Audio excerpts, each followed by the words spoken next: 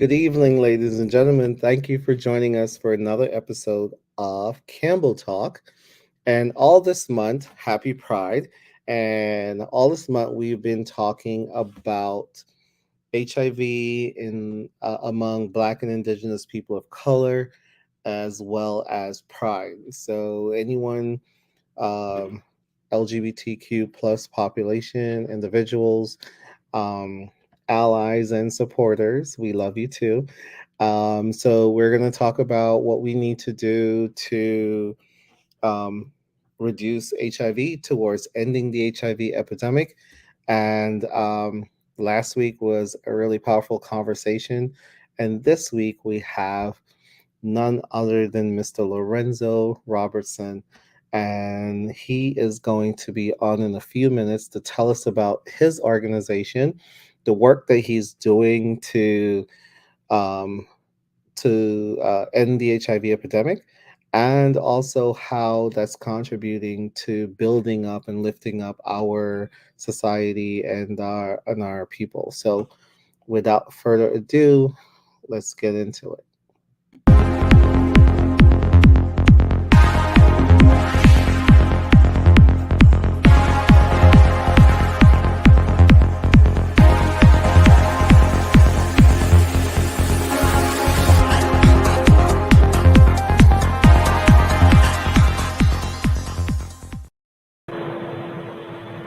Welcome, welcome, welcome. Well, thank you. Thank you for having me tonight.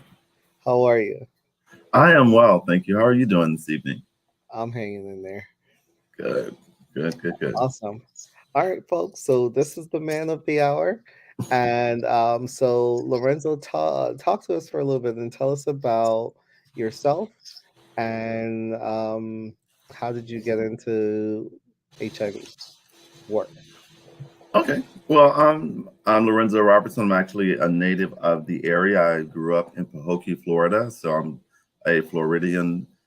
And primarily working in the area of HIV, I kind of was thrust upon it many years ago. I was working at a homeless shelter, and one of our clients had HIV, and it was just very challenging because a lot of us weren't very versed in HIV. So therefore it's kind of, we didn't know exactly what to and what not to do.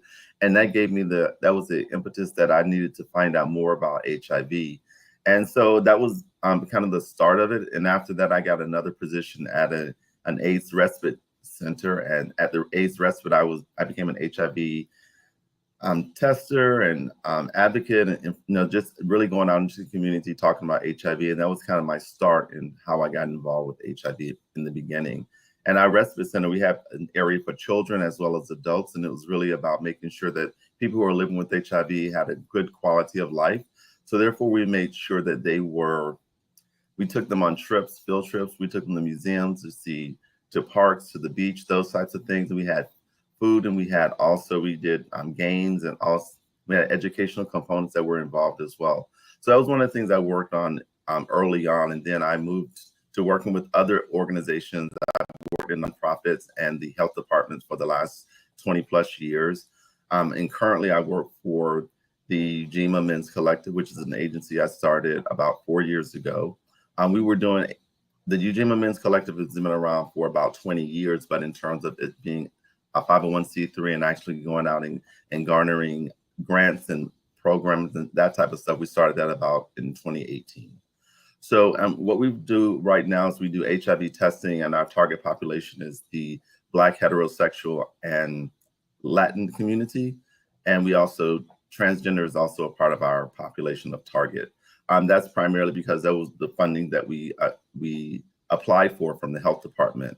Our organization as an organization, our target population are Black same-gender loving men and those that love and support them. In our organization, we operate under 5 tenets, which are leadership, advocacy, spirituality, relationships, health, and wellness. So everything that we do, we try to incorporate those things into our programs and programming that we do in the community. And so we've been doing, we also do a conference biannually. So our next one will be in 2023. And at that conference, we bring in speakers and guests who can actually address those topics, because what we like to do is have all of our topics be around leadership, advocacy, spirituality, relationships, health, and wellness, but also have that woven into being Black same gender loving men. So we really want that to be a part of everything that happens with the organization. That's awesome. Wow, you guys are doing a lot. We're trying. And you know what? Like, I mean, I have been to a couple of events hosted and planned and presented by Ujima, and I have to tell you, those events are, I don't know, it's like your mental, physical, spiritual, social, sexual, like all of your well-being just kind of like come together in one space. And sometimes you're just leaving there like, that's a word, that's a message. Like you just Mhm. feel as if you've just been, I don't know, you just feel refreshed. Yeah. When you leave, you feel like you can take on like your next phase without having any issues. Um, Yeah. A lot of people who have come to our conference, they say it's like a revival. When they leave, they feel rejuvenated. They feel like this is something that they needed to really get replenished and get re-energized to really go back into their community to do work. And I think one of the times we did our conference in West Palm Beach, I guess it was really overwhelming and very powerful. One of the men that attended, because in his regular everyday work and his in his community, he's not open about his sexuality, and he was just so overwhelmed and so just exuberant about the fact that he was in an environment that he could be himself and he didn't have to look over his shoulder. So he could just be a Black gay man in an environment. And he was in tears when he was sharing that with us. And I just thought it was just such a powerful moment, because we recognize that so many people don't have the opportunities to be themselves openly. A lot of us take it for granted who live our lives openly, but people who are not, it is a challenge to actually be able to be your authentic self and to show up as you want to show up all the time. And I think that that's one of the things that our conference does, is really to make sure that people are given an opportunity to present themselves in their authentic and truest self, truest light. that's real awesome. How do you handle then? Because so you mentioned you often use SGL. So let's tell people Yeah, what let's go SGL there. is. Yeah, basically, I use same gender loving men because I'm not necessarily a part of the gay community per se. In terms of the biology, I am gay, but in terms of my aesthetics and who I am as a man, I really prefer to look at my race, my ethnicity first and foremost, and that's where I am initially, and my sexuality is secondary. So therefore, when I say same gender loving men, it's really about making sure that what I'm doing and who I am is really about exploring those aspects of just being a man and being a man who loves other men. And again, when you say it to people, they'll ask you the question, like, you say same gender, what does that mean? And I'll say, well, it's men who like other men who love other men who have sex with other men, the whole range of that. But the whole thing is really about making sure that you are really being authentic about who you are as a person. That's awesome. All right. So now, so how do you um help people to deal with the stigma of being who they are? The only thing I can tell people is you have to lead by example, and you have to live your life, openly, authentically, and just shining who you are and not shying away from it. And I think that really helps other people, because they can see that you are able to live your life authentically. And I think it gives other people permission sometimes that maybe I can do that as well, because this person is doing it, they're living their life, they're same gender loving man at work, at church, at wherever wherever they are. This is who they are. They're not necessarily saying that they're someone different. And so I think for me, it's really about making sure that you're always making sure that you are presenting yourself in an authentic way. You're also, when you hear things that are disparaging about people who are same gender loving men, you address it, you don't let it go. And just making sure that with the people that are around you as well, that they are understanding of who you are as a man, who you are as a being, and also that you are here to be respected. And I think the whole thing is that sometimes we've been taught, and because when we were growing up, sometimes you heard negative and disparaging remarks about people who were gay, and you didn't know what to say. You were just kind of like, you didn't say anything. But I think as you grow older, especially with the younger generation, they're very vocal about who they are, and they're understanding their sexuality at much earlier ages. And not necessarily understanding, but they're more open about it, being open and authentic and open about who they are publicly, as opposed to some of us when we were growing up. We were gay, but we just kind of hid it, and we didn't let people know that we were. We were just kind of trying to be as masculine, or as we just tried to blend into the community. We want to be like everybody else, and we didn't necessarily want people to see or recognize our sexuality. But I think it's really about you individually living your life openly, honestly, authentically. And when people see that, they will give them the opportunity to do the same thing. And also it gives people who are not a part of the LGBTQ community, who are our allies, or the ones who don't really understand it, gives them opportunity also to ask questions like, well, what does that mean? And therefore they can look at it from a different perspective after you've had an opportunity to educate them about the LGBTQ community. Okay, awesome. What? Oh, we have a question. Okay. um, how do you feel when someone says they're openly gay, but not to everyone? I am gay, but I don't tell or act like it to everyone. I mean, I think everyone has their own journey, and you have to determine when and how and where and who you want to share your authentic self with. I don't think there is one cookie cutter method for everybody. Everybody's going to decide how and when and where to be open about their sexuality. It's really an individual choice, and I applaud anyone who is able to be open about their sexuality with only one person, because that's a big thing to say that to someone, that I am gay, or I'm a man who likes other men, or however you choose to term it. But to actually be able to tell someone that, I mean, I think that takes a lot of courage. I wish that I had this term when I first came out, because maybe it was there, I just didn't know. I'm just because like I'm Caribbean born, so you know how that goes in the Caribbean. And so like I used to hang out with folks and they're like, "Oh, you're gay, but you just don't want to admit it." And I was like, "No, I know that I'm gay, but Like, I know that. I don't like to say that I'm gay." And it was just so confusing. And I mean, I didn't know about SGL at the time, because I would have Yeah, definitely used that one. yeah, yeah, But and you.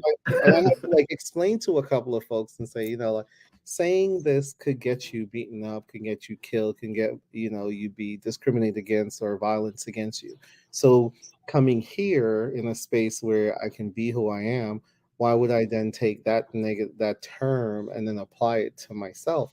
And so it took a very long time before I accepted that as a term that I can use to reference in reference to myself. But it's a challenge, particular for Caribbean men, uh, Mhm. because the circumstances are different, and they don't have as much protection or rights as we do here and in other places. So that can definitely be a challenge. And I think with the traveling back and forth between like here, the Caribbean, and in other places, we can see a lot of that. So, how is Ujima positioning itself, or how is Ujima like helping to create those bridges? Well, actually, we have two projects that we're working on currently. One is an anthology that we're working on. The anthology is really about how you, as an individual, got to a point that you were open about your sexuality. It's really about sharing those stories with other people, because, again, it goes back to, if I can read, hear, see someone else living their truth, then that may give me they give me the opportunity to think that I can live my life authentically and openly as well.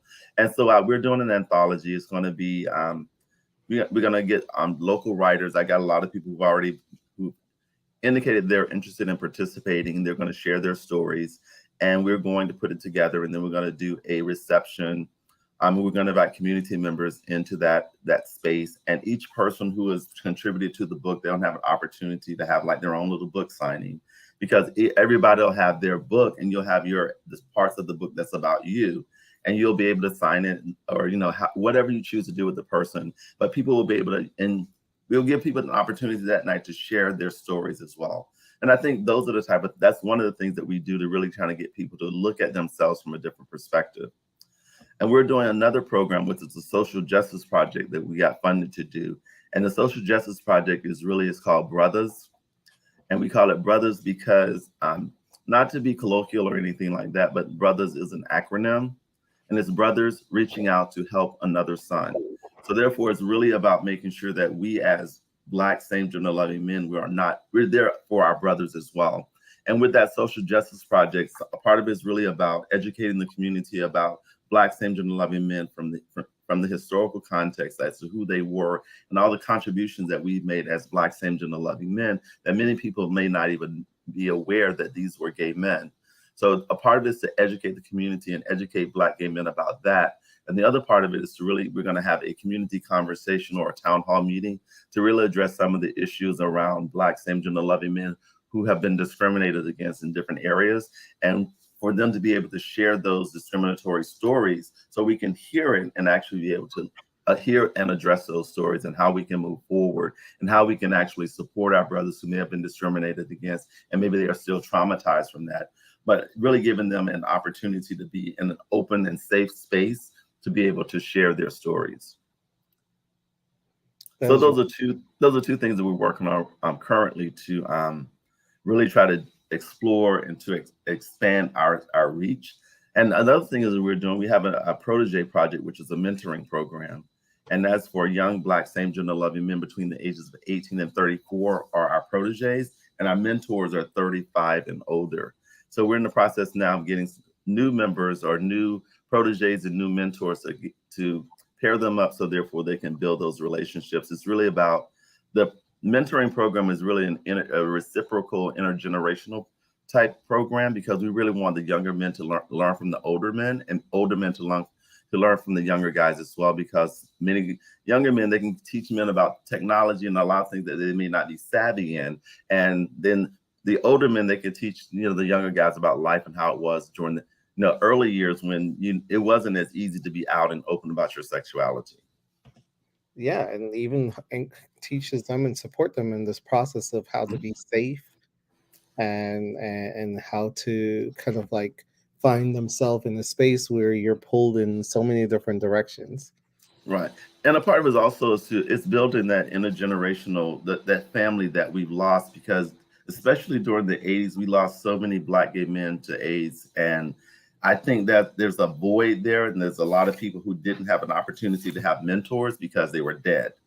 So therefore this is an opportunity to kind of start building those type of relationships again, whereas you can have a big brother or uncle or whomever, however you choose to phrase it, but it's a person that you can use as a role model, a sounding board, to really be able to address things that are going on in your life. And they can give you some perspectives that you may not have thought of, because they've gone through different atrocities as, Black gay men in the 40s, 50s, 60s, whatever, those types of things. And the things that they may have experienced are things that you may not experience now. But, unfortunately, the things that they experienced then, or we're still experiencing a lot of those things today as well. The discrimination is still real. The stigma is still real. All the things that have happened before, gay bashing, all those things that happened before, they're still happening now. Yeah. So I don't want to lose this moment, but you did mention that you were doing several different projects, and I Mhm. just wanted to make sure that people who are interested in learning more about those projects, and whether they can be a part of it or attend those events, how can they find you? Well, we have our website. You can go to our website. It's ujimamen.net. And also, we are on Facebook and Twitter. So, therefore, we have a presence there as well. So, we put all of our information. If we're having a project, we'll put it on Facebook, as well as we have a Facebook, also a Protege Project Facebook page as well. So, we have different ways of getting our information out into the community. And we do email blasts and those types of things to get the community to be involved and engaged with activities that we're participating in, that we're sponsoring, or that we're engaging in throughout the year. Okay. Thank you. We'll leave that information scrolling on the bottom of the screen. So you'll have it. It'll be cemented in this video on That's Facebook fine. out there in the universe. So and as always, if something clicks after watching this and you just forget that the number is scrolling down there or that you just inbox me and we'll make sure you have the information. As an elder in the SGL community, Uh-huh. what advice would you have for those who aspire to start organizations or projects in service to Black, Indigenous people of color, or LGBTQ plus population or community? I would just say if it's something that you're really truly interested in pursuing, I would start maybe with a small project initially just to see how it works, see how my energy and how it interfaces with the community and what type of community support I get for that project as well. Because you have to remember you can't do a lot of these things by yourself. You do need community support. You need other people that will be a part of your planning body or a part of the community that's going to come to the event, but just making sure that you also surround yourself with people who are like-minded, who are going to also push you, propel you, and also support you in your endeavors in terms of doing projects. Because it's nothing worse than trying to do a project and all the people around you are like, oh, it's not going to happen, child. They're not giving you the support. And, Right. so therefore you have to surround yourself with people that are going to be supportive of your dreams and your goals and your desires, because that's sometimes we don't have our biological family. We have to have our chosen family who can support our dreams sometimes. But just basically making sure that that you're doing it for the reason that's truest into your heart, and that you're trying to do something that's going to be beneficial for the community. And then when you are doing that, making sure that when you present it to the community, that you're doing it for me, it's a place of love, it's a place of respect, it's a place of honor our people and the struggles that have happened before, and also the future and the brightness that we can execute in the future as well. Okay. So we have someone in the comment who's asked Mhm. who I don't, it's more of like a statement. Oh, okay. um, uh, oh, so one of the question was about gay men, specifically Black gay men, being judgmental, and Mhm. so I don't know if that's something that you want to speak to. Like, how do we address that amongst ourselves? I mean, we're human, and people are they are. You have to really determine what it is in terms of why you're saying the things that you're saying, and getting to the point of understanding who you are as a man or woman or whomever you are. And it's really about your own level of how you want to present yourself to the world. Because and different people choose to use certain terminology, and they may say, this is my friend, this is my sister, this is my girl, whatever. And if that's how you choose to communicate with your friends, that is your choice. And it doesn't diminish you as a man. It doesn't diminish anything like that. And I think that we have to get away from the fact that everyone has the right to present themselves as they see fit in the world. You may not agree with it, you may not think that it's appropriate, but it's appropriate for that individual, and we all should respect their wishes and desires to be who and present themselves to the world how they choose to. And I can't make a decision or determine how you can present yourself to the world. That's solely your choice. Now, if can I sit back and judge you? Of course I can. But what is the benefit of that? It doesn't benefit anyone. If there's some reason as to why I think that you're doing something is not an appropriate thing, I may want to talk to you about that, because of the inappropriateness of what you're doing, which is something different than judging you.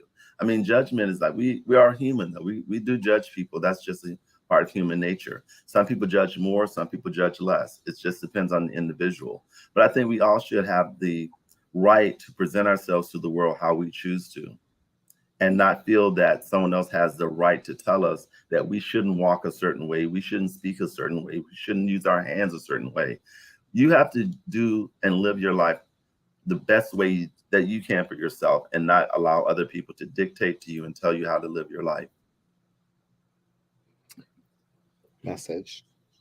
you know, that's, Um, I don't know what side of the screen you're on right now, but message. And so it's important. So like, let's talk a little bit about um this HIV epidemic. We're in a big push right now to end the HIV epidemic. So, what do you think it's going to take for us to be able to end the HIV epidemic? Um, for yeah, if I can answer that. everyone, you $1 million answers here. Yeah. Like with this answer that he's Hmm. about to give y'all, we're about to like end HIV. Like, We're gonna shut it down. No, I mean, no, really, I think that we as a people, especially Black people and Black same gender loving men and Black people in the LGBTQ community, I think we have to start to look at HIV from a perspective that it is something that is manageable and treatable. So therefore, if you get it, it's a part of that. But we also have to get to a point of that we're talking about it publicly. Even though, HIV has been around, 35, 40 years, we in the Black community still don't talk about it. We don't address it. We are not as vocal about HIV as we are about other things. Now we start talking about the NBA finals. We talk about the Super Bowl. Oh my God, everybody in the world has comments, conversation. You have in-depth conversations about it. But we start talking about HIV, it's almost, they turn a deaf ear to it. They don't talk about it. I think a part of it is that if we start to talk about HIV, start to address it from a different perspective, educate our community about U equals U, treatment as prevention, about PrEP, all these things that are preventatives in our community. And I think those are the type of things that we don't do enough of in our community. And unfortunately, there's not a lot of media push around those areas in Black communities. mm, And we do need to hear more about that. And we need to have more Black people who are on PrEP to actually talk about it. PrEP is pre-exposure prophylaxis, is which a medication that you can take that will stop the replication of HIV if it's entered into your system, but you have to take it on a daily basis. But those are the things that we don't talk about enough in our community. Especially, we should be able to talk about HIV at church. Go to the preacher talks about everything else under the sun, but a lot of them, they don't talk about HIV.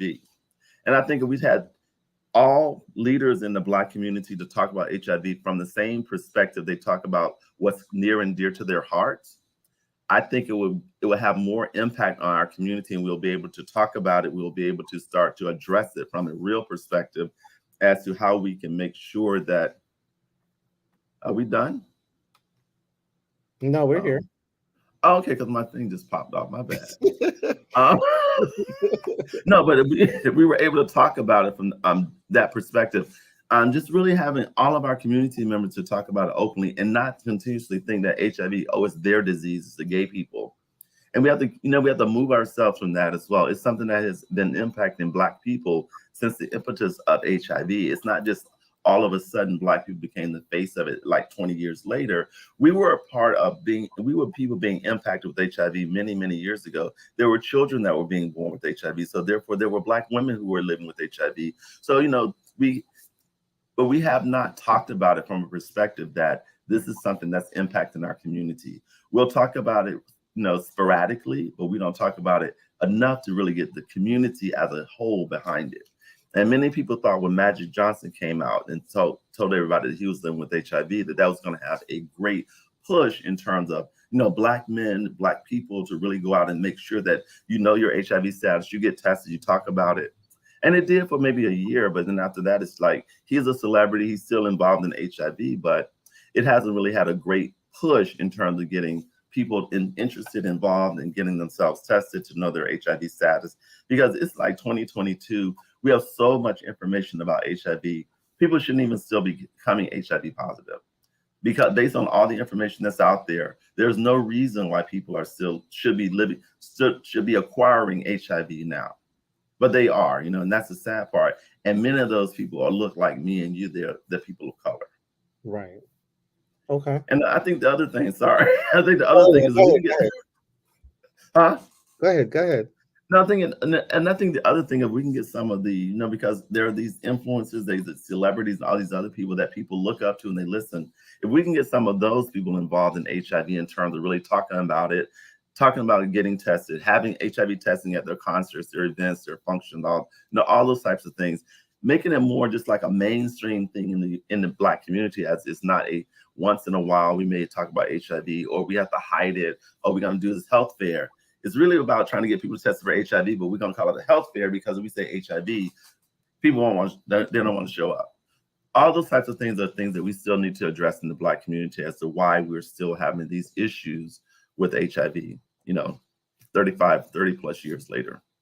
That is. Do you think that the lack of representation is having a greater impact in why we haven't yet crossed like a threshold and saying, all right, our rates are either like slowed, not or slow to stopping, or we're kind of like not really seeing, because we're only, Black folks only make up like 13% of the US population, but yet still Right. we're like nearly or just about half of all of the HIV infection rates in the country. So how come 13% of the people is not responsible for, but how come 13% of the people represents half Mm.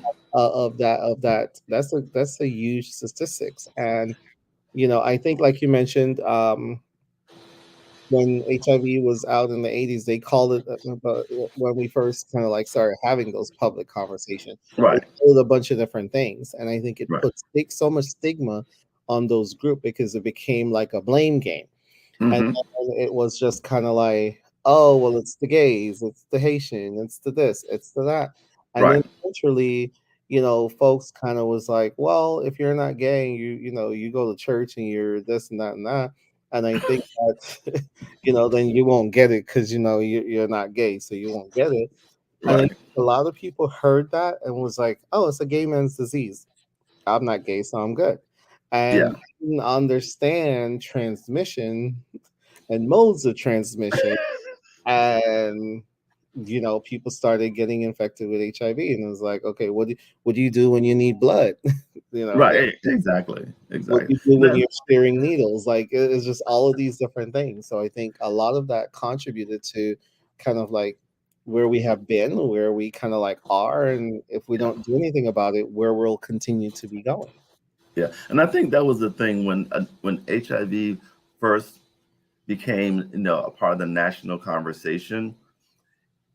We as Black people were not a part of that conversation from the point of it became these white gay men who were at the White House. They were the white gay men who were at Congress. There were not Black people involved in those, publicly involved in a lot of those conversations. And so when they talked about HIV, it was really about white gay men, and they became the face of HIV. And that's what most people thought HIV was about, because community members continuously said, it's a gay man's disease.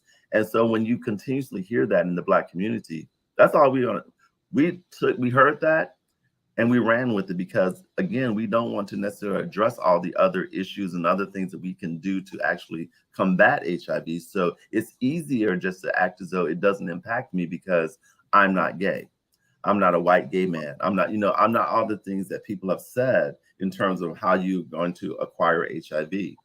And so, and we perpetuated that same stigma about HIV. We continue to talk about it from that perspective, and we have not moved beyond it's their disease. And I think that's a part of it as well. We have in pockets, but we haven't collectively as a Black people in the United States. We have not done that. And I think that's what we need to do, to really talk about it from an open, honest perspective, that people that live with HIV, the richest of the rich and the poorest of the poor, and everything in between, we're all, everyone's living with something, but there are people that are living with HIV in all spectrums. And we just need to have more people who are going to be open and honest about it, that they are living with HIV. So therefore, people could say, "Oh, if Mr. Johnson got it, oh, I might could get it too." But Mr. Johnson's married with 3 kids, and all the traditional trappings. If you had all these things in your life, then you weren't going to get HIV, because you're not the stereotype that HIV impacts. Mm-hmm. And I think that's the other part that we have to really talk about it from those perspectives. And I don't know what we're going to do. I just know that we continue to have the same issue. These are the same conversation that we've been having for the last 30 plus years about HIV amongst ourselves in our communities about Black people. And we're still having the same same conversations. Well, I mean, so one of the conversations that we kind of like notice, and almost like a reoccurring theme, is that, you know, when HIV among like white folks, they got behind that and they kind of like pushed for what they needed to make it Mhm. happen. And then you had black and brown people, and so the brown people were like, okay, wait a minute, we need this in our languages, so this way we can understand it. We Right. need it in the way how we see our culture. And so what you saw happen for like Hispanics and Latinos is that their rates kind of like got better. Right. Then, you know, when you look at black folks, you see historically we haven't really been able to take on decision making roles and have decision making authority over our own policies, our Yeah. own procedures, our own funding to make sure that it happens. And there are people out there who are not, you know, black or not Hispanic, Latinos, who are really doing awesome work. So we're not, you know, we're not Oh talking yeah. about. Yeah. What we need to talk about is that how, you know, it's not just okay to hire a bunch of black and brown people just to be on the ground floor. Right. here, here you go. You know, be busy making this happen. We need to also make sure that when you look from the top down, that black folks are represented along all the way from the top down, but also in decision making positions. So you can make decisions and saying this will work for my community or this won't work for my community, or even be an advocate of saying this is why we need to make sure that we have representation. This is why we need to make sure we go to our community and have these dialogues, so this way we can do and really get real solutions and Hmm. have real outcomes. Yeah. Um, I mean, so I guess my thing is that we've done, not necessarily that we've been in positions of power across all these spectrums, but there have been so many programs and projects and initiatives that were about and for Black people. And some of them they were implemented in different communities. And initially they were phenomenal. You know, they had great impact on the community, and then it fizzles out. And I don't know, I'm not sure exactly why they fizzle out, but they have done that in the past. Or the funding ends, and when the funding ends, people stop doing the work. The work stops, and then it has a negative impact on us as a people. Now our rates are going back up. You know, so it's all those types of things. Whereas we are dependent upon those entities and those different funding streams, all these other things. But we also need to look at, like, there was a time when HIV was impacting our communities. Many organizations, they were filled with volunteers. No one got paid. It was just like, we all know that's what's happening in our community. So we need to go out and get people tested. We need to get condoms out there. And that's what they did. And I think when people were doing it because it was altruistic and they were doing it from their heart, it was a different type of people doing the work. Now people are looking at HIV as a huge business, which it is. And people get into the field because, oh, I can get this, I can go to school, I can all these different things that they're wanting from it. But it's not necessarily about really having an impact on people who are living with HIV or trying to stop other people from acquiring HIV. It becomes this whole other realm of, oh, this could be a stepping stone from where I am now to get to where I want to be. And so I think that has also played a part in why we're still having a lot of the issues that we're having in the Black community with HIV. I mean, and I think I look at when cancer, many years ago, we did not talk about cancer. It was like it was the big C, it was a word that was whispered. You didn't talk about it. And so, but it was a push from Nancy Reagan when she talked about that she had breast cancer.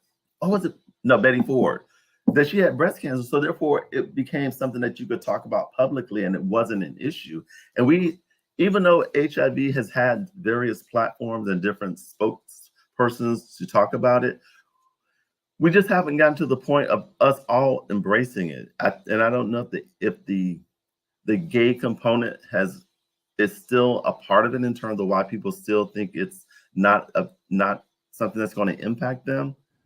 I'm not sure, but I know that I think that may still have a part of it, because I go back to when HIV was first came out. When we talked about it, it was about those people, those gay people, those promiscuous people, all those dirty people. It was never about Mr. Johnson, who goes to church every Sunday, who has 3 kids and his wife, and they have a white picket fence. It wasn't about them.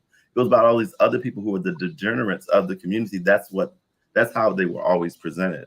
So we still have that mindset about HIV is in our communities as well.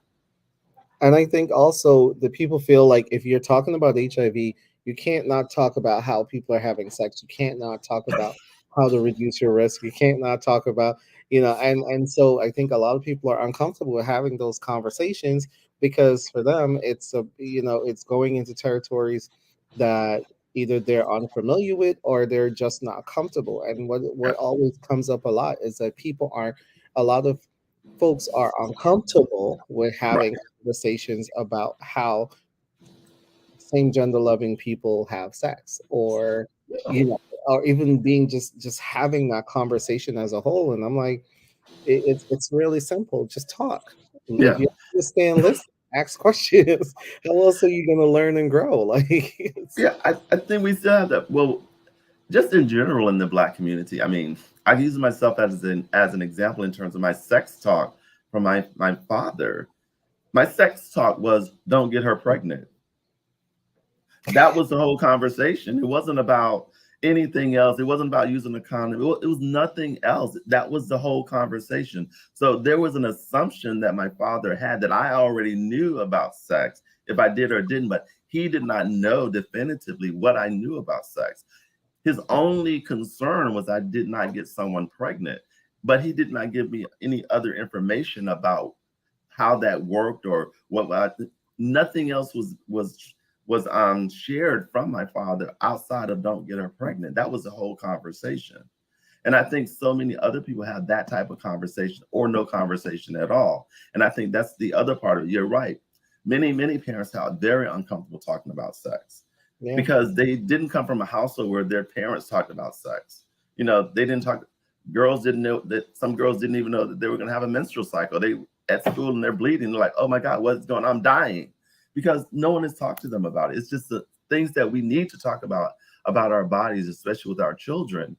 They're everyday things that they're going to experience, and you need to talk to them and prepare them to actually have open and honest conversation with them about sex, sexuality, all those things that are going to impact them at some point in their life.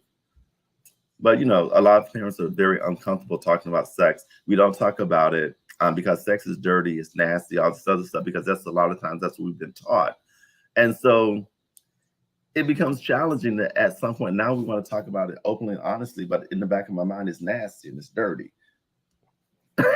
So But we there. Oh my, that's a whole nother unpack. Uh, right. I did have a comment slash and question. People living with HIV remain. People living with HIV remain silent. I have HIV and I don't tell anyone, but I am not silent. Should I speak up more or speak when I feel comfortable with saying it? I think you have to feel comfortable saying it. I mean, I'm living with HIV. I mean, I wrote about it. I've talked about it. I've done presentations. I'm very open about it. But I mean, and I think I was open really pretty much from the beginning because I was in a relationship at the time and my partner just would tell people. So therefore, I didn't have an opportunity sometimes to share it. So therefore, it became a part of the lexicon as to who Lorenzo is. So therefore, I've always kind of been just open about it because it's just been a part of my life. But I think everyone has to share their HIV status when they feel comfortable, because it's just like baking the cake. When you put the eggs in and you bake the cake, you can't take the eggs out later and say, "Oh, I don't want to tell people about my HIV status." You told someone, it's already out there, and you never know who they're going to tell. They're going to tell you, "I'm not going to tell anyone. It's our secret. It's in the vault." But it may be in the vault with you and that person, but that person has another person that they put things in the vault with as well. And that person has a person, that person has a person. So therefore, when you're sharing your information, just be very mindful in terms of, if you're wanting to be totally open about your HIV status, then share it, because you never know who's going to share your information with someone else. But I think you have to feel very comfortable when you start to share your HIV status. Okay. All right. So, we're checking the time here, and we don't want to go too far. But I want to ask you a question now. So, knowing all that you've learned now, what Mhm. is? I know there's so many things you'll probably say to your younger self, but what's one thing, or quickly a couple of things that you would have liked to have said to your younger self? I think I would tell my younger self to be patient. Don't be in such a hurry to be grown.